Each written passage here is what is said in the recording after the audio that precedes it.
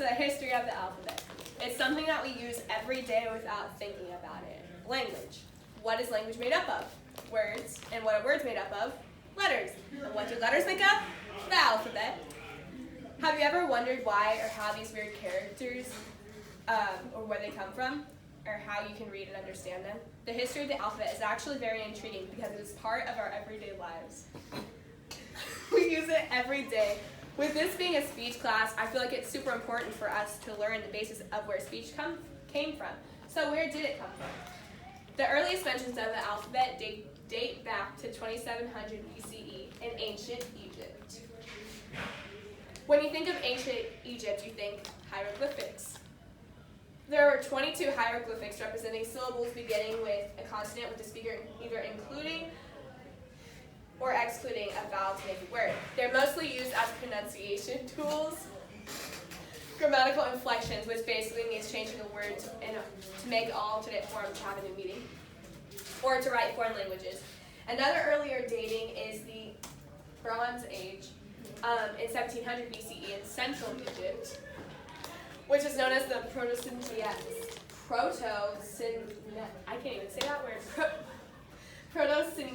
script in 1700 BCE, and here's some examples of that. This was known as, it was developed by workers and based on earlier hieroglyphics. Its original nature isn't known, but it later developed into the Phoenician alphabet and the South Arabian alphabet.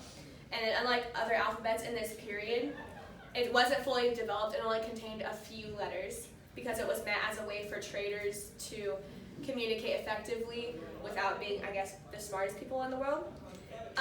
It was simple to learn, yet complex enough to get communication across. So the Phoenician people eventually spread over the Mediterranean, taking their language with them, and that's where we get the Greek alphabet. And the Greek alphabet is the more complex version. It starts getting more complex here. And it represented both vowels and consonants with a specific mark representing each of them.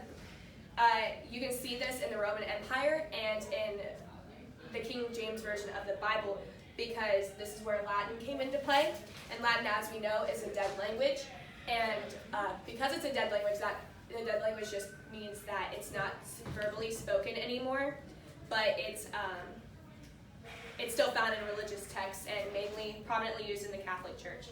So then our English alphabet started by the Anglo-Saxons in the 5th century AD, and their writing was more like but not related to hieroglyphics that the Egyptians used. They just had a different name and they were called runes.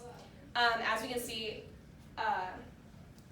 this Old English alphabet included all of our letters except for J, U, V, and W. And you can see in the King James Version of the Bible that letters, like certain words, add letters. So like color is C-O-L-O-U-R, and actually England still uses that.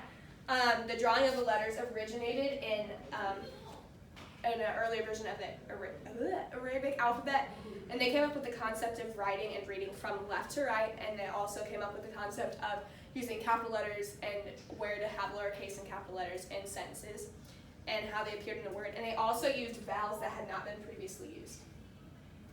And so, in conclusion, the earliest evidence of the alphabet dates back to ancient Egypt, but who knows if that's where it first originated. Maybe a caveman in a cave somewhere in like super early beginnings of the world wrote down stuff on a leaf and it just decomposed or something, you know? So we don't really know exactly where it came from, but I still think it's cool that some strange marks on a paper, somehow we understand that. And it's also cool to think of how our ancestors might have used something that we see every single day, how they might have used that and what they used it for and all of that.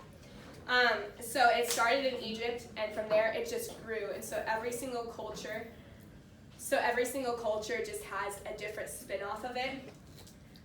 Still, no matter how many variations there are, it's still cool that we're somehow all still connected through something as simple as a few scratches on a piece of paper.